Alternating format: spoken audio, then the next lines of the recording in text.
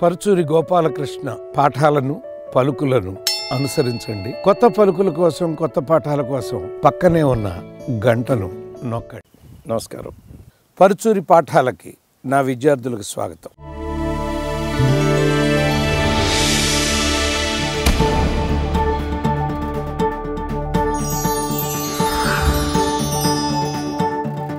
ఈ రోజున మనం చెప్పాను, చాలామంది విషమ పరిస్థితికి ప్లాట్ పాయింట్కి తేడా తెలుసుకోలేక కన్ఫ్యూజ్ అవుతున్నారు.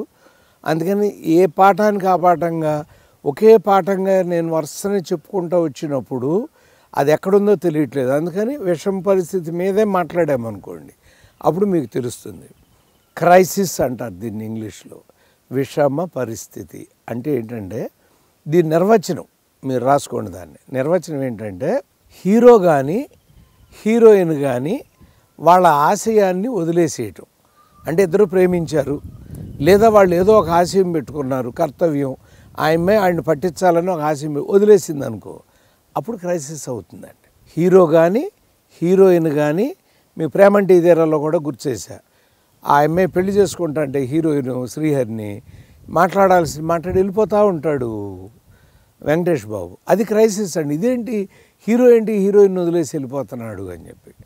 అంతేకాకుండా హీరో కానీ హీరోయిన్ కానీ ఎట్టి పరిస్థితుల్లోనూ దీన్ని సాధించలేరిక అనుకున్నప్పుడు కూడా క్రైసిస్ అవుతుందండి.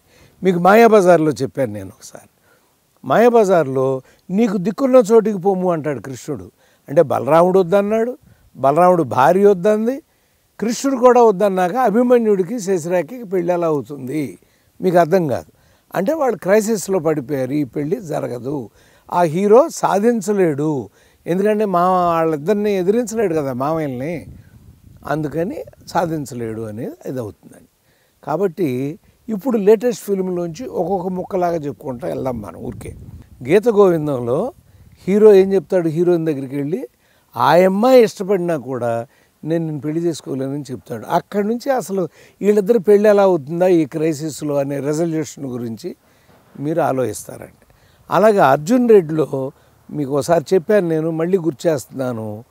ఆ హీరోయిన్ వచ్చినప్పుడు హీరో పైన మత్తు పదార్థం ఏదో తీసుకుని లేకపోకుండా అలా నిద్రపోతే అమ్మాయి పెళ్ళి అయిపోతుంది.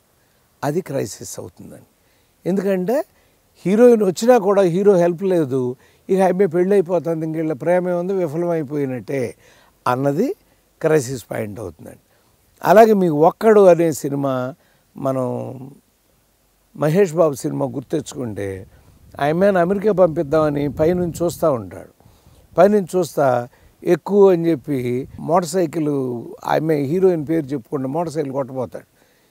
ఆ అమ్మాయి అది చూసి పరిగెత్తుకు వస్తుంది, వాళ్ళిద్దరిని పోలీసులు చుట్టేసేస్తారు. విలన్ దగ్గరికి హీరోయిన్ వెళ్ళిపోతుంది, హీరోనేమో పోలీస్ స్టేషన్లో పడిపోతాడు, ప్రకాష్ రాజ్ కేసు పెడతాడు.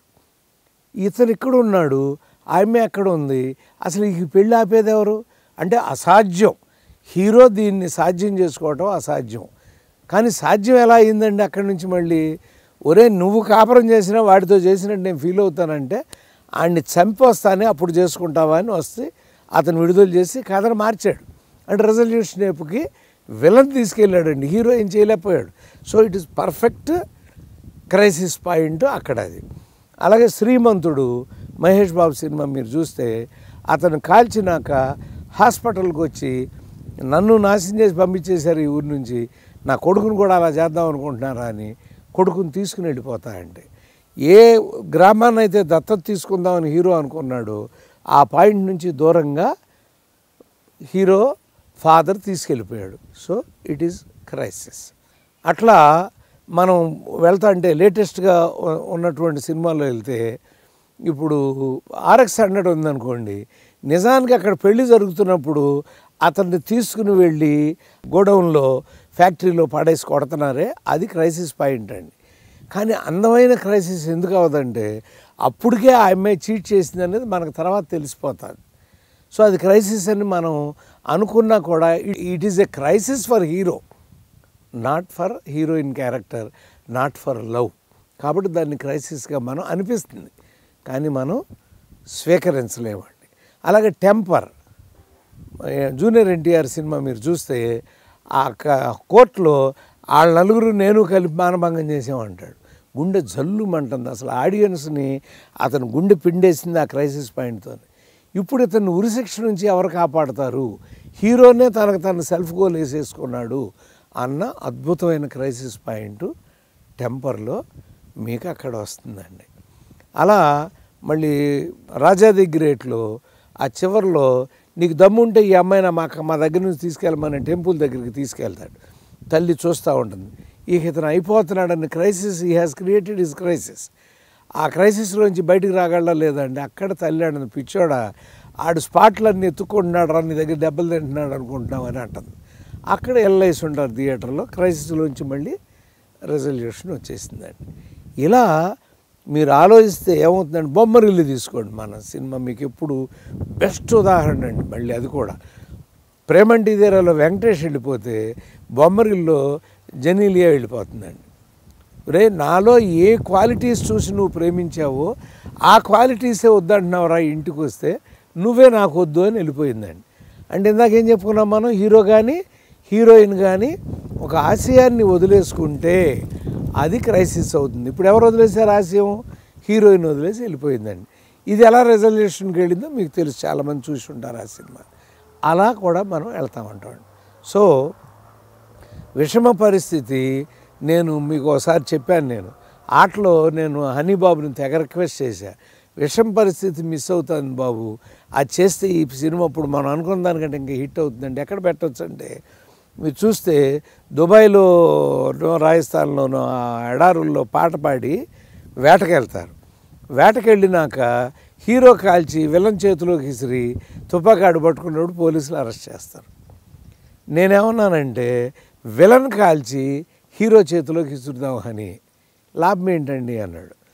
ఒక పెద్ద డబ్బు ఉన్నవాడు, పొలిటికల్ బ్యాక్గ్రౌండ్ ఉన్నవాడు జైల్లోకి వెళ్తే గంటలో బయటకు వచ్చేస్తాడయ్యా, వీడు పేదవాడు, వీడు జైల్లో ఉంటే ఆడి దగ్గరికి వెళ్ళి పిచ్చినా కొడక నిన్ను ఎందుకు ఇరికిచ్చానో తెలుసా, ఇన్నాళ్ళు నువ్వు నాతో ఆడుకున్నావురా, ఇప్పుడు నేను ఆడుకోబోతున్నా, దాన్ని పెళ్లి చేసుకుని 3 రోజులు శోభనం అయినాక 4వ రోజున నలిగిపోయిన నీ ప్రియురాల్ని నీకు చూపిస్తాను రా అని చెప్పి వెళ్తే, ఎలా వీడు ఎవరికి సాయపడతారు, వీడికి ఎలా బయటికి వెళ్తాడు వీడు జైల్లో నుంచి, ఎలా ఆ పెళ్ళిని ఆపుతాడు, ఇదంతా గొప్ప క్రైసిస్ అయ్యి ఇప్పుడు బాగానే ఆడింది, దానికంటే ఇంకా బెటర్గా ఆడి ఉండేదేమో 11th అవర్లో, అది కనుక మనం మార్చుంటే, ఆ విషం పరిస్థితి క్రియేట్ చేసి ఉంటే అనేటువంటిది అప్పుడు మాట్లాడుకున్నాం. కుదరలేదండి.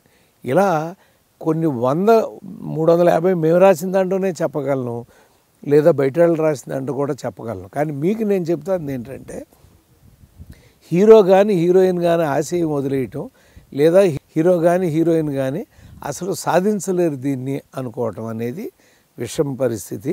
అవి మీరు రేపు సినిమా చూస్తున్నప్పుడు గోపాలకృష్ణ గురువుని దృష్టిలో పెట్టుకుని గురువుగారికి చెప్పాడు, ఈ సినిమాలో విషమ పరిస్థితి ఎక్కడుందో మనం పట్టుకోవాలిరా అని మీరు పట్టుకోండి. అప్పుడు మీకు విషమ పరిస్థితికి ప్లాట్ పాయింట్కి తేడా తెలుస్తుంది. చాలామంది ప్లాట్ పాయింట్ ఇది అంటున్నారు కాబట్టి మళ్ళీ 2 కలిపి చెప్తే మళ్ళీ కన్ఫ్యూజ్ అవుతారని నేను ప్లాట్ పాయింట్ కూడా ఒక 5-6 నిమిషాలు సెపరేట్గా చెప్తాను మీకు. ఎందుకంటే ఇప్పుడు దీన్ని సెపరేట్గా మీరు ప్లాట్ పాయింట్ వినాలనుకుంటే ఈ పాఠం దగ్గరికి వచ్చేయచ్చు, క్రైసిస్ అంటే అక్కడికి వచ్చేయచ్చు. వచ్చే 5 నిమిషాలు 6 నిమిషాలు వింటే మీకు ఆ పాఠం క్లియర్గా అర్థమయ్యి మీకు మేలు జరుగుతుంది. అందుకే ఈ రోజున ఈ క్రైసిస్ అనేటువంటిది మీకు చెప్పడం జరిగింది. Okay, all the best, God bless you.